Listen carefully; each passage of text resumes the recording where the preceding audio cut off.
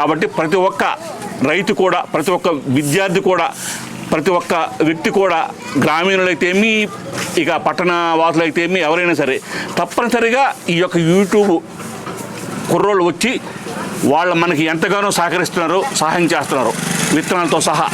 కాబట్టి వాళ్ళ సహాయాన్ని మనం పొంది మనం మరీ ముందుకెళ్ళి వ్యవసాయం చేసి తిండి గింజలు రాబోయే రోజులు రైతే రాదన్న విధంగా మనం తయారైతే బాగుంటుంది. కానీ తప్ప ప్రతి ఒక్కరికి కూడా ఉద్యోగం కావాలా, మేము చదువుకున్నామంటే మాత్రం అది ఏ ప్రభుత్వం కూడా ఇవ్వలేదు.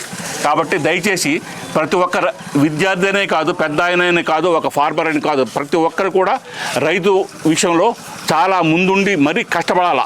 ఉద్యోగం అంటే ప్రతి ఒక్కరికి దొరకదు. కాబట్టి వ్యవసాయ పనుల్లో కూడా ప్రతి ఒక్కరు అభివృద్ధి వ్యవసాయ పనుల్లో యాంత్రీకరణగా అంతా అభివృద్ధి చెందుతుంది. కాబట్టి మన యూట్యూబర్స్ సహాయంతో మీరు మనమందరం కూడా ముందుకెళ్ళి అభివృద్ధి పదంలోకి వ్యవసాయాన్ని తీసుకొస్తే బాగుంటుందని చెప్పి నా యొక్క అభిప్రాయం.